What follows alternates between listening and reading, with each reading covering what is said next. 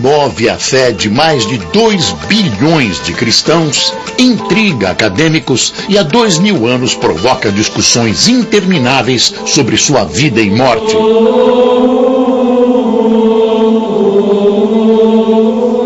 Seus seguidores o chamam de o Filho de Deus, enquanto estudiosos reconstroem o homem. A figura histórica que desafiou a ocupação romana foi capturado, torturado e morto como um criminoso. As dúvidas sobre a verdadeira história de Jesus ganharam força com o lançamento do livro Zelota, do historiador americano de origem iraniana Reza Aslan. Para o escritor, a divindade de Jesus só apareceu 30 anos após a crucificação, criada por judeus cristãos numa tentativa de evitar as perseguições do Império Romano. Aslan afirma que ele não foi um pacifista, mas um revolucionário que tinha como meta expulsar os romanos da Judéia, criar um reino de Deus na terra e assumir seu trono. Para falar sobre o assunto, nosso convidado de hoje é o filósofo Mário Sérgio Cortella. O escritor acaba de lançar seu novo livro Ética e Vergonha na Cara, escrito com o filósofo Clóvis de Barros Filho. Uma reflexão sobre o modo como orientamos nossas escolhas nos tempos atuais.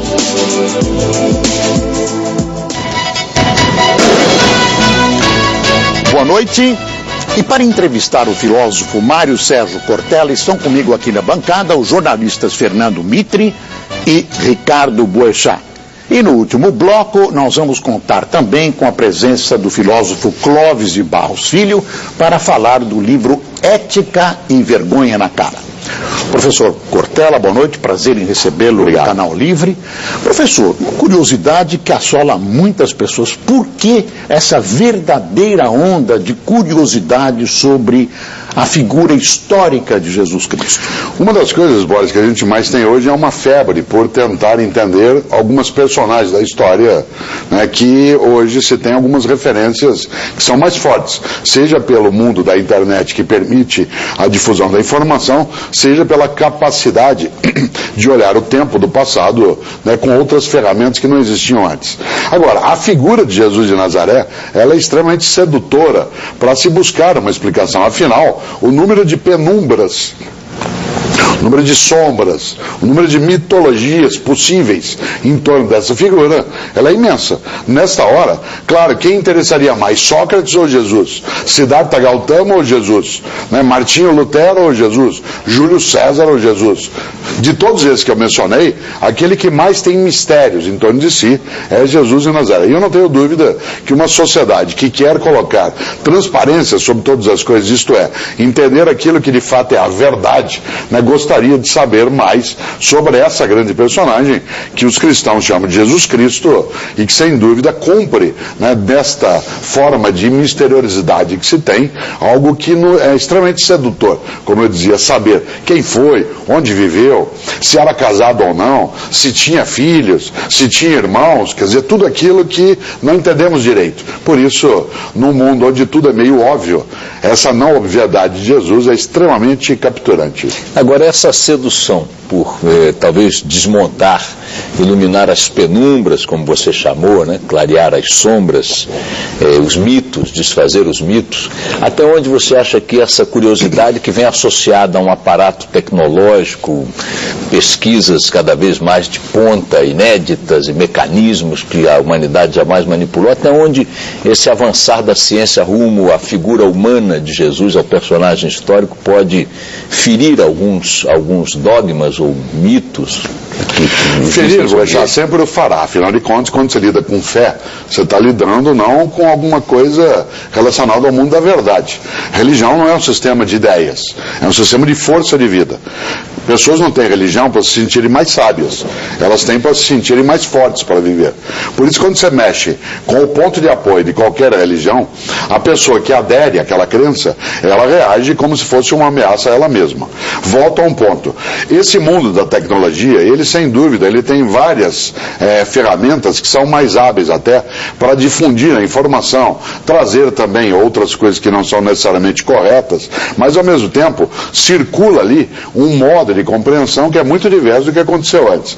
Em relação a Jesus, eu não acho que nós teremos tantas coisas que ultrapassem o que já conseguimos durante esses 2000 anos. Afinal de contas, quem seria, por exemplo, mais interessado em desmontar a figura de Jesus Cristo, não de Jesus de Nazaré, mas a aura de religiosidade do que os romanos, né, durante aquele passado há quase 2000 anos? Mas eles tinham recursos para isso? Vários, não. Em relação àqueles que eram testemunhas históricas, aqueles que estavam lá.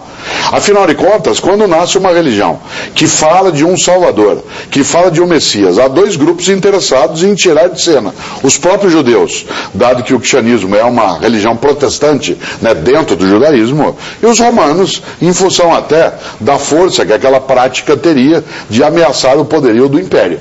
Desse ponto de vista, acho que já teve tanta coisa nesse tempo, que aquilo que não foi achado até hoje, a menos que seja algum documento colocado no fundo de uma caverna, como os documentos de Qumran, né, que apareceram nos anos 1930, 1940, nós não teremos assim tanta novidade. Talvez pegar o Santo Sudário, né, e conseguir ali uma maior precisão tecnológica, ou achar algum papiro, como há poucos meses nós tivemos de novo, relativos a frases que falam daquele período em aramaico, mas não há tanta novidade, né, nessa área. Mas, professor, mas há sempre novas ideias e algumas brilhantes.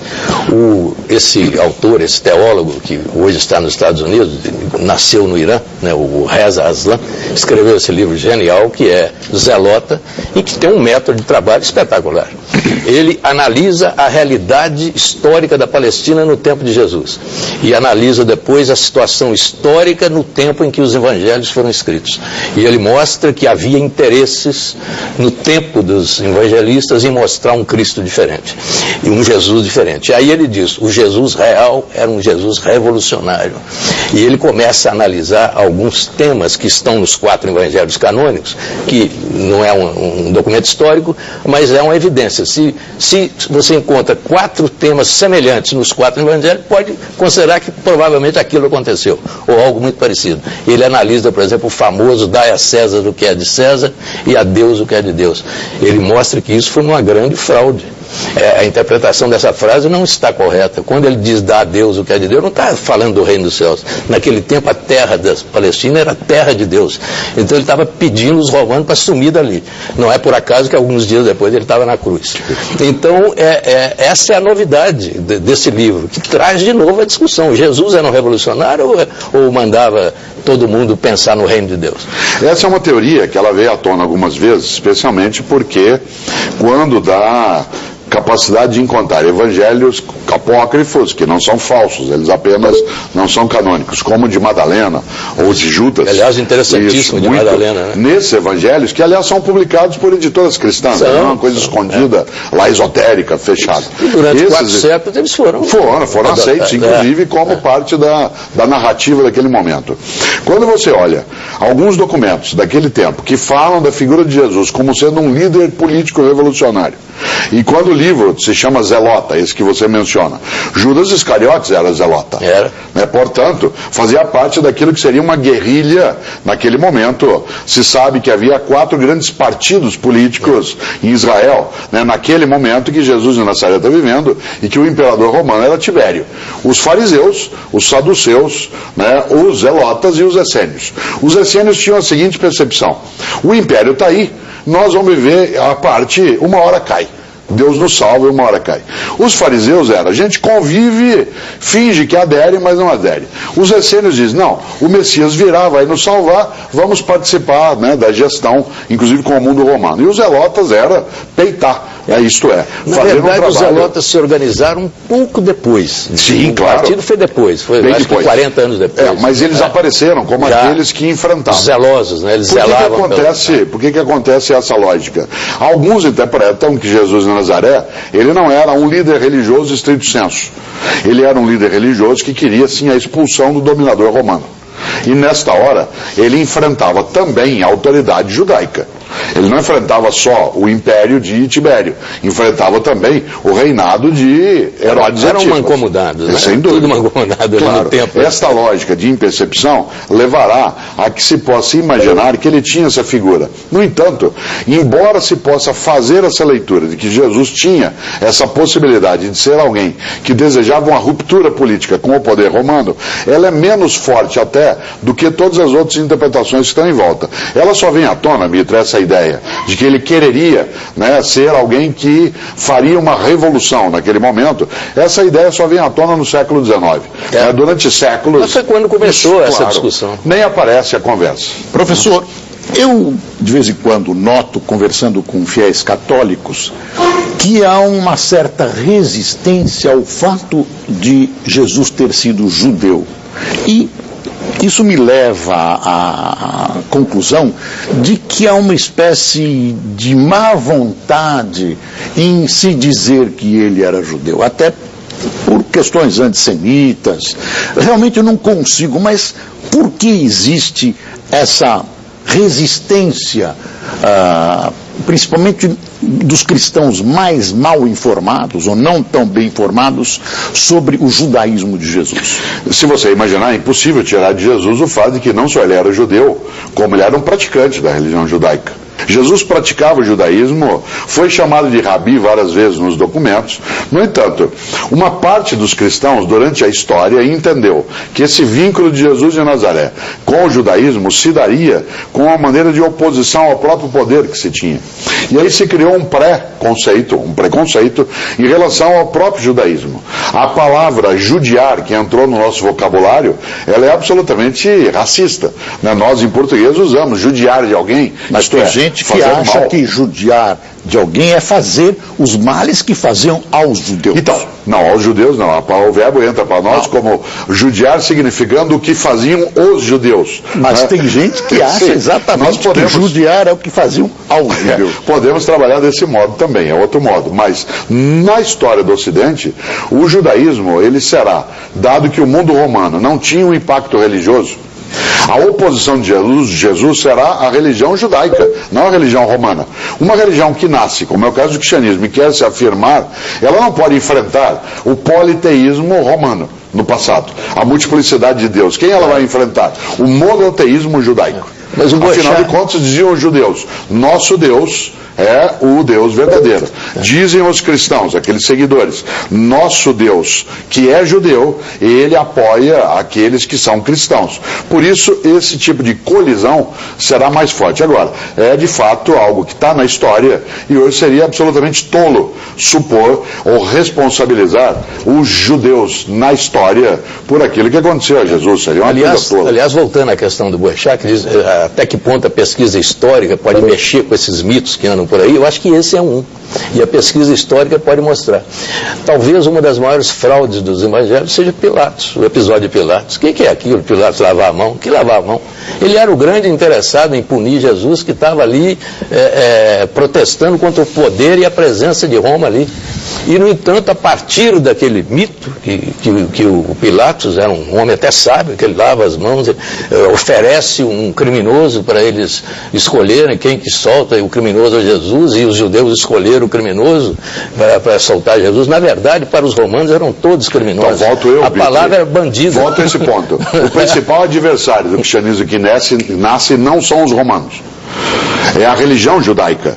Essa religião judaica daquele momento, ela terá que ser enfrentada. O modo de enfrentá-la é isentar os romanos daquilo que aconteceu com Jesus. Isso é uma conveniência daquele momento. Pois é, mas ao tirar os romanos do alvo da culpa, digamos, sobraram os judeus todos. E eles viveram toda essa perseguição, olhando por essa lógica, teria que ser os judeus. Porque, insisto, o tipo de adversário religioso que uma religião protestante tem, tal como Lutero fez, né, com o cristianismo romano, teria que ser aquele que é hegemônico naquele lugar. Por isso, os romanos não serão o alvo. Pilatos entra no credo, literalmente, Ele entra pela porta do lado. O que vale é o Caifás e o Anás, os dois sacerdotes. Que eram do templo. mancomunados com Roma. Sem dúvida. Professor Cortella, o doutor em teologia pela Universidade de Louvain, na Bélgica, professor da PUC de São Paulo, Antônio Manzato, fala sobre o tipo de revolucionário que foi Jesus. Vamos ver. Ele é um revolucionário, sim, mas a sua revolução se faz pela paz. Então não é uma revolução violenta, mas é uma revolução. E é uma revolução porque propõe uma outra maneira de organizar a sociedade, assim como propõe uma outra maneira das pessoas encararem aquilo que é essencial na vida. E há que se fazer uma revolução pessoal, interior, que nós chamamos de conversão, e que ele também chamava de conversão. Essa revolução pessoal resulta em outra forma de se posicionar no mundo, mas isso não significa necessariamente assumir armas ou assumir outro tipo de violência. Ele não foge do conflito. Ele nunca fugiu do conflito, ele foi confrontado pelas autoridades. No entanto, não cedeu à tentação da violência. E por quê? Porque a violência só troca um poder pelo outro. Enquanto que a sua proposta não era de troca de governo ou troca de poder, mas era troca de referencial de essencialidade na vida, daquilo que é fundamental na existência das pessoas. E nesse sentido, uma revolução. Sim. Concorda, professor? Sim, sem dúvida. Quer dizer, há uma característica revolucionária na mensagem de Jesus, que é a ideia de fraternidade num mundo em que se falava de afastamento das pessoas. Uma mensagem que ele incluía o estrangeiro, o órfão, a viúva, né, aquele que tinha uma orientação sexual, como nós diríamos hoje, diferente, a prostituta, isto é, todos os excluídos. Essa é uma mensagem absolutamente revolucionária. Seja você ou eu, cristão ou não, é impossível não aderir a uma mensagem dessa natureza que é de paz universal, de fraternidade. E eu não tenho dúvida de que isso é absolutamente contemporâneo, não é algo do nosso passado. Claro, o amai-vos uns aos outros, talvez seja a frase mais revolucionária de Jesus, dependendo do modo como se encara essa essa frase. frase. Seria de uma beleza imensa. É claro. Vamos fazer um rápido intervalo, voltamos com o Canal Livre já já.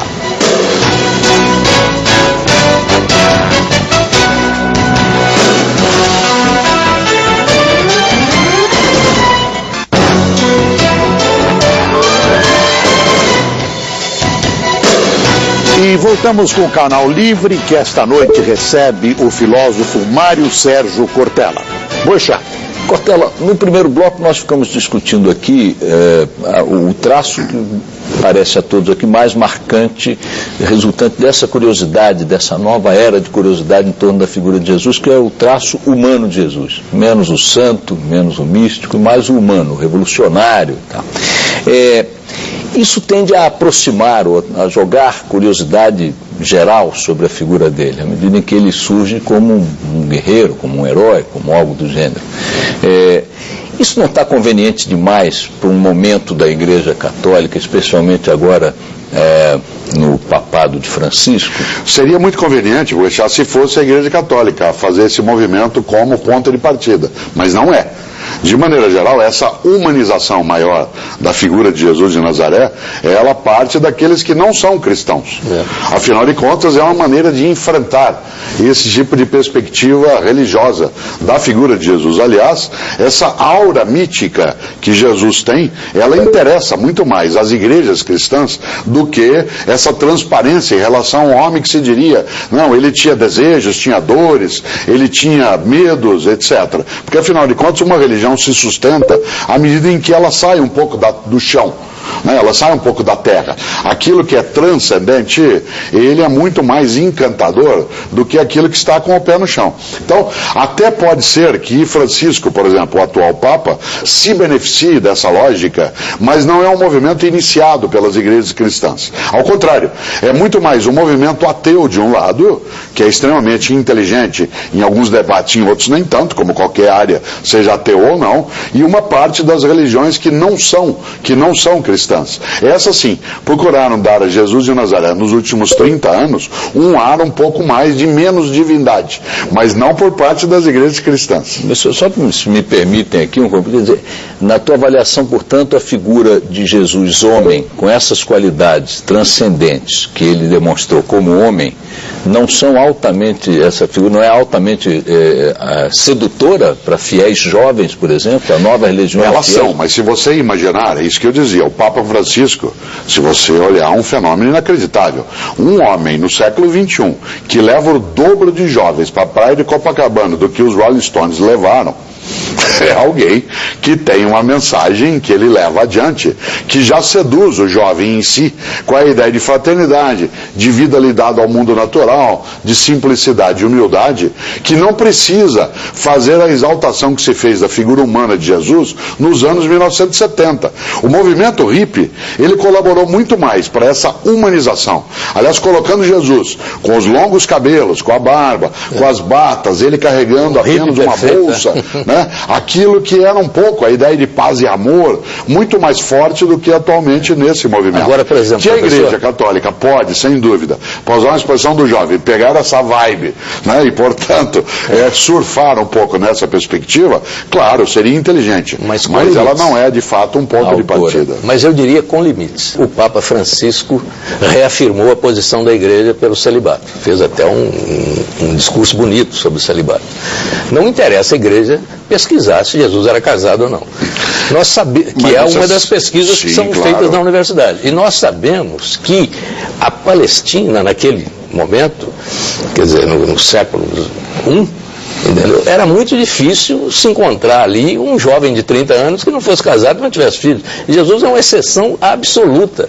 Então, se considerar os costumes da época e o mito, digamos, o texto evangélico, fica uma contradição enorme. Então, a igreja não vai se interessar em pesquisar isso. As igrejas em geral, quer dizer, a questão do celibato ela é muito marcante na Igreja Católica Romana. Ela não tem o mesmo peso na Igreja Ortodoxa, nas igrejas maronitas, em que o sacerdote pode se casar se ele o fizer antes da ordenação, por exemplo, ou em outras dentro do mundo cristão, em que desde que ele não seja bispo, né, ele pode ter o matrimônio. Isso. O celibato é uma coisa que não tem mais do que 1.500 anos dentro da tradição. Ele não era nem obrigatório, Pedro era casado. Tradição, não é dogma. O primeiro Papa era casado. Se fala que Jesus cura a sogra de Pedro, por exemplo. Agora, tem um ponto do que você levanta que eu queria trazer à tona. Você diz assim, mas seria estranho que Jesus, por exemplo, um palestino, um judeu palestino naquele momento... Uma exceção absoluta. Exceção. Mas Jesus já era exceção em outras coisas. Né? Ele já era exceção. Se você olhar a história narrada, aquilo que se acreditaria, ele já era exceção. Ao pregar o amor ao próximo, ao aderir a quem não fosse judeu, ao trazer as mulheres para próximo de si, num mundo em que o machismo era absolutamente marcante, para usar a palavra de hoje, ao fazer a ideia de partilha da vida, portanto, exceção por exceção, ele já o era no conjunto dos coisas. Mas ali no Evangelho de Filipe, tem um trecho, você deve estar lembrado, sim, em que São Pedro até reclama dele, porque ele está ali com a Maria Madalena com alguma intimidade, beijando Maria Madalena na boca, e São Pedro reclama. Aquilo já cria a perspectiva de que, por que não Jesus e Maria Madalena? Do ponto de vista da fé, tanto faz. É isso que eu quero dizer, tanto faz. Mas, no entanto, não se toca nisso. Trazer isso, aquilo que o Boechat trazia antes. Quer dizer, se ele era mais humano ou menos humano, se ele tinha outras pessoas ou não, essa era uma questão que, para quem crê, é absolutamente lateral. Claro, secundário. É secundário. Agora, que é alguma coisa que, sem dúvida, essa humanização, ela nos aproxima de uma figura como ele, sem dúvida. De novo a palavra, é mais encantador. Cortella, a filósofa Maria Clara Bingermer fala exatamente sobre essa questão de Maria Madalena. Vamos ver. O Evangelho não nos diz nada sobre isso. Nada, nada, nada. Só os evangelhos apócrifos que falam algo disso. E o que diz o Evangelho é que havia uma mulher que era da cidade de Magdala, né? Ou Magdala, uma mulher de quem ele expulsou 7 demônios, Maria, né? Bom, isto não quer dizer que ela fosse prostituta, podia ser uma mulher doente, né? 7 demônios, porque antigamente, por exemplo, naquela época, se identificava doenças como epilepsia, tudo como possessão demoníaca, né? O que é fato é que devia ser uma mulher isolada, de que ninguém chegava perto, e que quando Jesus se aproximou dela, ela mudou a vida, né? E passou a segui-lo.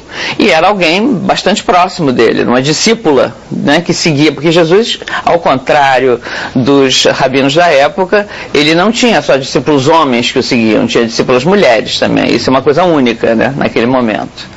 Olha, eu chamei Maria Clara de filósofa, ela é teóloga. Mas ela tem formação em teologia também, e em filosofia e teologia.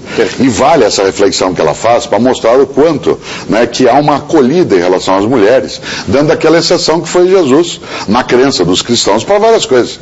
Essa é uma delas. Aliás, a maior exceção de todas em relação às mulheres foi Jesus ter escolhido uma mulher que naquele tempo não servia nem para ser testemunha em processo judicial, para testemunhar a ressurreição. Aliás, a primeira aparição pública dele, na crença cristã, foi com a samaritana. Se você olha no relato dos evangelhos, é para uma mulher que ele se manifesta. Que é a primeira missionária. Exatamente. Portanto, essa acolhida em relação às mulheres é algo que o Papa Francisco até dizia outro dia, e que algumas igrejas reformadas, as igrejas protestantes, trazem à tona de uma maneira um pouco mais incisiva, algumas delas de maneira mais direta até, do que o mundo romano. O Cortella, você sabe que o Mitter é o nosso diretor de jornalismo aqui. Então é um católico fervoroso e um grande estudioso da Bíblia, enfim, de tudo que diga respeito ao cristianismo. E um grande pecador. Então ele quis que esse canal Livros com Você fosse feito por um judeu, Boris, por um católico fervoroso e por um pecador, que sou eu. O papel reservado aqui nessa mesa para mim é o do pecador. E leigo. Como leigo e como pecador, vou me permitir talvez dizer o seguinte: há uma pesquisa que a Rádio Band News Fluminense FM colocou no ar, que mostrou com entrevistados só do Rio de Janeiro, que 69% declararam que comemoram a Páscoa. A Páscoa vem a ser o feriado, a data religiosa, mais comemorada pelos católicos brasileiros, pelos cristãos, depois do Natal. Só o Natal o supera como fenômeno de calendário. Ainda assim, o desconhecimento sobre o significado da Páscoa, nesta mesma pesquisa, aparece de forma monumental quando são colocadas perguntas objetivas a respeito desse significado. E a propósito disso, eu gosto muito de lembrar uma pergunta que o meu querido José Simão, presidente do Partido da Genitália Nacional, gosta de repetir na Páscoa sempre, que a comercialização das datas religiosas é de tal ordem que, além de apagar informações importantes sobre essas datas, produz indagações como a de um menino para o pai. O menino vira para o pai e diz: papai, Jesus era um coelho. Eu queria saber, Cortella, qual é o grau real de conhecimento das pessoas sobre o personagem e o significado das datas mais relevantes, como a Páscoa? Veja só, o Natal, embora ele seja mais lembrado, ele não é a festa mais importante da comemoração cristã. Fazendo algo que poderia até ser meio de brincadeira, nascer qualquer um nasce. Agora a questão é que a Páscoa lembra a ressurreição, isto é, a vitória da vida sobre a morte. E aí você entra no campo de outra religião. Do ponto de vista direto, a religiosidade está marcada pela ideia da ressurreição. Todo o mistério do cristianismo está em cima da ideia de que Jesus ressuscitou. Portanto, não que ele nasceu. Nasceu é uma coisa meio evidente para qualquer ser humano. No não morrer é que é exatamente o passo decisivo. Nós temos que lembrar que a Páscoa judaica, que marca a Páscoa cristã, é sempre na primeira lua cheia, depois do equinócio vernal, da entrada da primavera no hemisfério norte do planeta. E para os cristãos, a Páscoa é sempre no primeiro domingo, depois da primeira lua cheia, depois do equinócio vernal. Se a gente lembrar, esse período na Europa é quando a primavera está exuberante, tudo começa a nascer. Qual é o primeiro animalzinho que começa a saltar e reproduzir? O coelho. Nós no Brasil não temos essa ideia muito, porque a gente não tem um inverno forte, com neve, com tudo. Por isso, mesmo que seja uma brincadeira, como sempre boa do Zé Simão... estava mais relacionado ao ovo da Páscoa. Exatamente, porque o ovo é o símbolo de fertilidade. Do ovo vem o novo. A ideia do ovo, ela não é estranha ao cristianismo na origem também, porque o ovo faz gerar o novo, é do novo que vem aquilo que o ovo traz. E nesta hora, a novidade, ou a ovidade, para trazer algo ligado à terminologia latina, é um homem como Jesus, na crença cristã, que traz uma nova vida, um novo tempo, um novo testamento, né? E, portanto, não é estranho que esteja ligado à ideia de fertilidade, isto é, da vida que não cessa. Professor, quando a gente vê as imagens de Jesus que estão espalhadas pelas igrejas, que estão, enfim, nos santinhos, nas folhinhas, é uma imagem totalmente diferente do que se possa supor que fosse uma pessoa daquela região. Jesus é representado como um homem de cabelos longos e olhos azuis, um europeu, um eurasiano, um germânico, e não como um palestino. Isso é uma contradição histórica, quer dizer, não se respeita. Essas pesquisas de agora poderão, por exemplo, responder? Podem, já tem, todas elas já têm uma marca de que Jesus seria um pouco mais baixo do que é mostrado, ou que ele tinha cabelos, claro, com barba escura, que ele tinha um olhar muito mais palestino do que esse olhar europeu. Mas vamos pensar uma coisa, Cleópatra não era como Elizabeth Taylor, certo? Nossa imagem de Cleópatra é Elizabeth Taylor, no clássico filme. E claro que Cleópatra não era daquele jeito. Júlio César, que é feito por Richard Burton, né, no cinema clássico, é óbvio que... Desculpe, Marco Antônio. Ele não era como aquele modo como aparece. Ou seja, as imagens, essa iconografia, ela mostra um Jesus mais autêntico naquilo que são as igrejas orientais. Se você pega aquilo que veio do mundo bizantino, Jesus é mais moreno. Ele não tem a marca que o europeu dá. Afinal de contas, a religião cristã é oriental. Quando ela é europeizada, que ela ganha um pouco da figura do mundo europeu, aí ele será embranquecido, inclusive. E o cinema colocará Jesus como um homem de olhos azuis. Cada cultura tem o seu Jesus, né? Cada um tem. Era parecida com Elizabeth Taylor. Cada um tem o seu Jesus, né? Agora, há alguns mitos, digamos assim, nos evangelhos que estão definitivamente destruídos, né? Por exemplo, o nascimento de Jesus em Belém, eu acho que ninguém mais acredita nisso. Só o Papa Bento. Acreditar se acredita. Agora, do ponto de vista histórico, é que não há essa comprovação.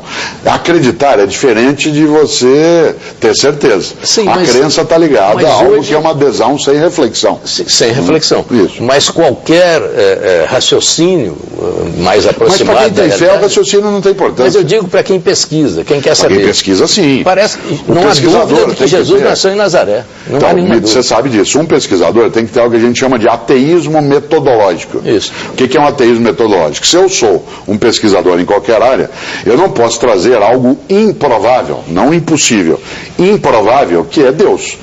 Né? Deus não é provável com metodologia científica, ele não é impossível, mas ele é improvável. E nessa hora, claro, para um pesquisador o ateísmo é decisivo como metodologia, o que não significa que cientistas eles tenham a forma de ateísmo como sendo sua militância. Tanto que, embora as evidências históricas estejam aí claras a respeito do nascimento de Jesus em Nazaré, o Papa Bento XVI lançou há 3 ou 4 anos um livro, A Infância de Jesus, está lá, Belém, direitinho. Então, ele discute e raciocina sobre isso. A grande herança do cristianismo é uma ética, não é só uma religião. É uma ética que marca a expressão de uma percepção sobre a vida, sobre a convivência humana, sobre a decência, que não tem a ver com o fato de se acreditar que se Jesus era Cristo ou não. Acho que essa mensagem ética, ela é muito mais impactante do que a crença religiosa no sentido estrito. E o Canal Livre vai agora para o último intervalo. Nós voltamos já para falar do livro Ética e Vergonha na Cara, com os filósofos Clóvis de Barros Filho e Mário Sérgio Cortella. Até já.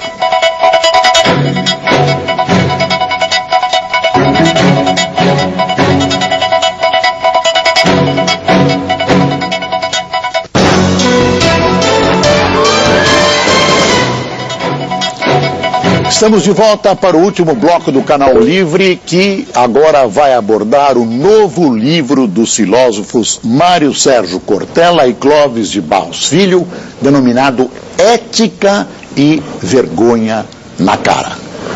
Professor Clóvis, boa noite, prazer em recebê-lo. Por que esse livro Ética, eu suponho, mas deve ter uma razão mais profunda, Ética e Vergonha na Cara? Bem, primeiro, boa noite, obrigado pelo convite. O título do livro é indicativo de como o diálogo entre mim e o professor Mário Sérgio foi acontecendo ao longo de algumas conversas. Essa relação nos permitiu encostar nas ideias de moral através de uma perspectiva que é a perspectiva da liberdade de escolha, que foi o ponto central da nossa reflexão. A vergonha na cara, ela é entendida como uma tristeza determinada por um atributo flagrado em si mesmo, quando percebemos que agimos mal. E isso só é possível se tivermos a convicção de que, no nosso caso, a vida pode ser diferente do que ela é, a nossa conduta pode ser diferente do que ela é, a cada passo podemos escolher um caminho em detrimento de outros, e, portanto, a ética, ela é necessariamente ligada a essa liberdade que é a nossa, para escolher a nossa vida e também a nossa melhor forma de conviver. Agora, há um estudo que estabelece que grande parte da população não tem vergonha na cara, tem medo da punição e às vezes se inclui o fato de que ele pode ser tratado de maneira a imaginar que ele não tenha vergonha. Um outro público é ético e nasce com a vergonha na cara, e uma parte da população não quer nem saber, são os que não têm vergonha na cara. O senhor concorda ou o homem é sempre mutável? Não, concordo em termos. Acredito que uma coisa é a moral, de uma maneira geral. A moral como tudo aquilo que nós não aceitaríamos fazer nós mesmos. E aí, na invisibilidade, aí no diálogo conosco mesmo, aquilo que você não faz porque você não faz por princípio. E aí pouco importa se tem gente olhando, quais as consequências daquilo, se haveria uma câmera fiscalizando ou algum crachá eletrônico coibindo uma conduta desabonadora. Poderia te dar um exemplo que eu adoro, passeando ali em volta do lago de Genebra, já era tarde, me deparei com uma banquinha de jornais pagos, jornais, portanto, que não eram gratuitos, e aí eu comecei a procurar o jornaleiro, o fiscal, a figura que regularia a minha compra. E eu me dei conta que não tinha jornaleiro. Pagar ou não pagar dependia exclusivamente da minha deliberação. Pois pagar ou não pagar aqui é uma questão moral. Portanto, a decisão de pagar resulta exclusivamente do meu tirocínio, da minha inteligência, da minha decisão a respeito da minha própria conduta. Estou pegando um exemplo oposto. Hoje em dia, fala-se muito da presença de câmera em sala de aula. No primário, no ginásio, ensino fundamental, ensino médio, algumas escolas fazem disso até um mote de marketing, porque os pais poderiam fiscalizar as crianças dentro da sala de aula pela internet, etc. Ora, perceba, a escola, ao invés de oferecer condições para que aquela criança, em qualquer situação de vida, possa refletir sobre a própria conduta livremente e encontrar o melhor caminho, ela opta por uma política oposta, a política do medo, como você citou. Em outras palavras, porque tem uma câmera, você tem que agir adequadamente. Ora, qual é a mensagem subliminar a essa? Quando não tiver fiscalia, quando não tiver controle, enfie o pé na jaca e faça em função do teu mais louco instinto. E aí, é claro, a escola presta um desserviço e uma deformação moral evidente. Você acha que a religião, Clóvis, a gente até conversa um pouco isso, que a religião seria um freio, né, para esse tipo de conduta que a gente chamaria de sem vergonha? Qualquer religião, não só a religião cristã. Seria ela um freio? Isto é, Dostoiévski está certo, né, lá no Irmãos Karamazov, quando disse: Deus não existe, tudo é permitido. Veja, a cada passo, a rigor, temos 360 graus de alternativas. E essa absoluta liberdade que é a nossa é paralisante e causa de grande angústia. Por isso, sempre foi necessário a criação de matrizes simplificadoras da vida. Em outras palavras, a exclusão de muitas alternativas que eu descarto porque não servem. E isso me permite lidar com um número muito menor de opções. A religião sempre foi excelente para simplificar a vida e oferecer soluções prontas a respeito do certo e do errado, do justo e do injusto, tornando a vida, digamos, mais operacionalizável e menos angustiante. Então, quando nos depoimentos de recém-engajados às instituições religiosas, há aquele depoimento de que houve um alívio, houve tirou-se um peso do ombro, houve uma redução da angústia que havia antes, isso não é mentira. Porque, professor, de fato, quando você entra num lugar que alguém diz, olha, isso pode, isso não pode, isso está certo, isso está errado, isso é adequado, isso é inadequado, nossa, a simplificação da imensa complexidade de princípio torna a vida, digamos, mais fácil. Nem sempre os princípios foram assim. Há uma evolução. Será que no futuro essa nossa moral e a nossa ética será a mesma?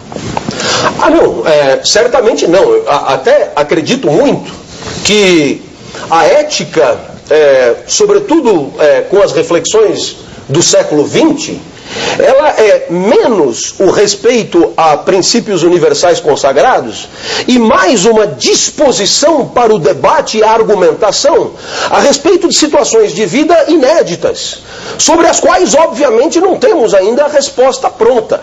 Eu te daria um exemplo. Nós temos hoje ferramentas de tecnologia avançada que fazem parte do nosso cotidiano. E evidentemente que essas ferramentas, como o Facebook, por exemplo, podem trazer benefícios evidentes. Mas essas mesmas ferramentas podem causar estragos óbvios, como no caso do bullying eletrônico, com consequências psíquicas espetaculares, sobretudo no segmento adolescente. Então é claro que é preciso debater os limites do uso do Facebook. Aí eu pergunto a você, quem será que terá refletido sobre isso?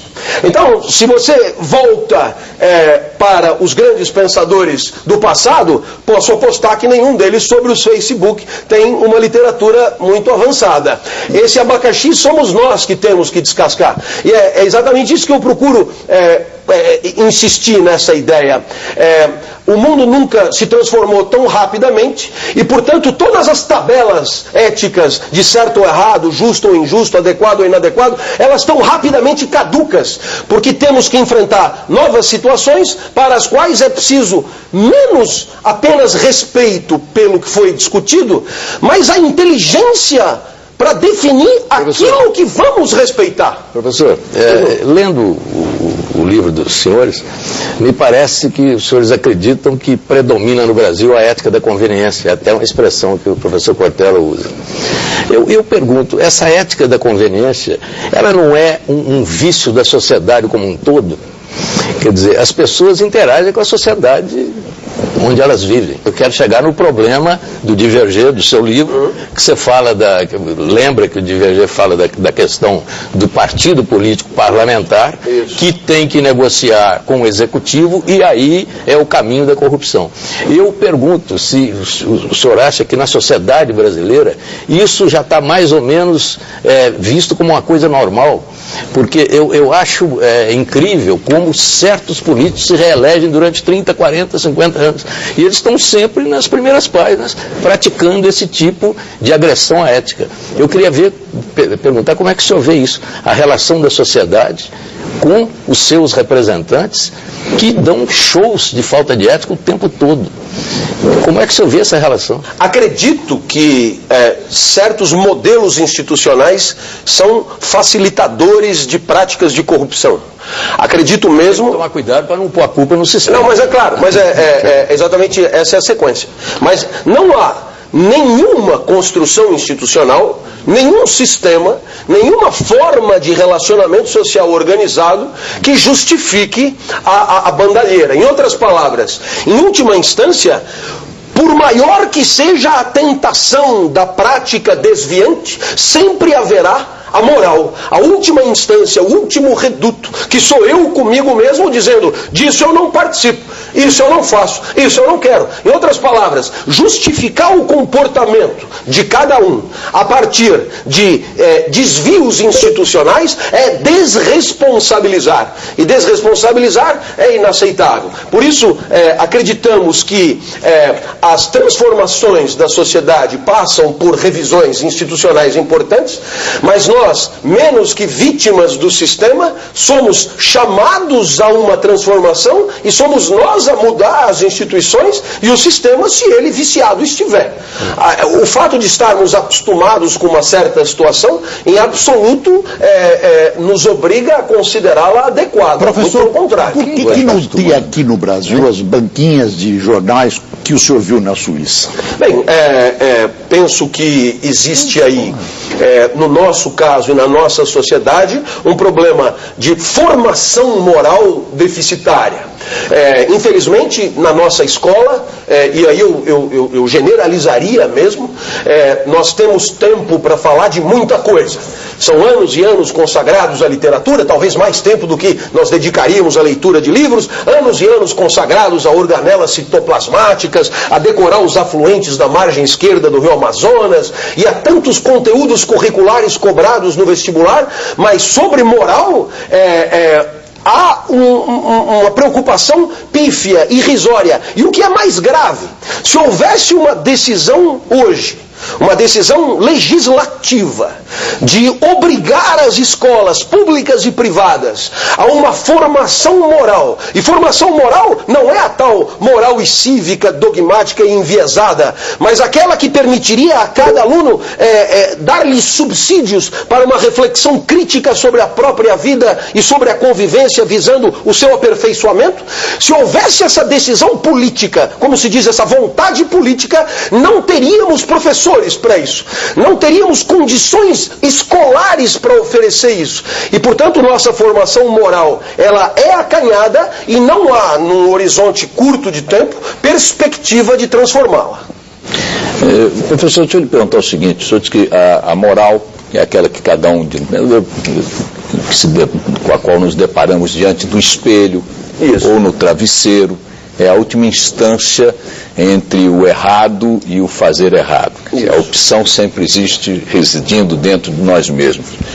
Como nós vemos muitos casos, o Mitre citou aí, em que esta última instância é atropelada, especialmente pelos agentes públicos no Brasil, como é que o senhor avalia a possibilidade ou a utilidade de que depois dessa fronteira ultrapassada, uma boa de uma porrada no quengo recoloque as coisas no seu devido lugar? Em outras palavras, o que eu estou perguntando é o seguinte: com todo o conceito filosófico sobre moral e ética, não lhe parece também que há uma questão assim de pouco castigo, pouco chicote no lombo da canalha? Imaginemos uma situação ideal. Numa sociedade, todos refletem com competência sobre o próprio comportamento. Todos têm claras noções de dever, do que é certo e do que é errado. Existe nessa sociedade condições de discussão coletiva sobre a melhor maneira de conviver, e toda ou qualquer deliberação coletiva conta com a participação de todos que inteligentemente oferecem suas reflexões, e essa sociedade é capaz de, a partir da complexidade, da pluralidade de pontos de vista, de interesses, de apetites e de desejos, encontrar sempre a melhor solução, a solução mais adequada para a convivência de todos. Imaginou essa sociedade? Pois nessa sociedade teríamos muito pouca necessidade de polícia, de repressão, de radares, de trânsito, de controles de uma maneira geral, porque cada um e cada qual seria, digamos, fortemente responsável pelas suas ações na hora de viver e de conviver. Ora, quando é então que a tal da porrada é fortemente necessária e apresentada como argumento? Quando justamente temos deficiências de formação moral. Então, claro, você me perguntará, o que o senhor pensa? Eu serei sempre partidário de que façamos todos os esforços para ter uma sociedade diferente, e uma sociedade reflexiva, uma sociedade cidadã, uma sociedade capaz de se servir dos recursos técnicos que são os nossos para construir um espaço público amplo e rico de debate, de diversidade, para que possamos de fato, através da razão, encontrar o melhor argumento e aperfeiçoar sempre a convivência. Agora, é claro, na falta absoluta disso, é preciso continuar convivendo. E para continuar convivendo, muitas vezes é preciso inibir a ação desviante. O que é o medo, no final das contas? O medo é um tipo particular de tristeza, portanto, de apequenamento de potência de agir, apequenamento de tesão pela vida, que se dá a partir de um imaginário, a partir de uma cogitação a respeito do que possa acontecer. Enquanto a tristeza é um encontro com o mundo apequenador da potência, portanto, é o mundo percebido que diminui a tua potência, o medo é o mundo imaginado que diminui a potência. Ora, muitas vezes, aquele que vai agir e que é tentado a agir de maneira ilícita, em nome da esperança, em nome do ganho fácil, em nome de um futuro rico, com pouco esforço, ele só poderá compensar essa esperança, não havendo moral, com o medo. O medo é o antídoto da esperança do ganho fácil. E o medo será o quê? A reflexão sobre o que pode acontecer, eventuais punições, eventuais castigos, eventual achincalhamento da opinião pública, etc. Então, a sociedade tem muitas formas de amedrontar, muitas formas de mostrar suas garras e garantir que o processo civilizatório siga um rumo mais ou menos normal. Mas, enfim, todos nós somos desejantes, regidos pelo princípio de prazer e, claro, não havendo formação moral para isso, é preciso que haja condições de controlar os apetites de todos nós. Que vergonha na cara. Isso é uma vergonha.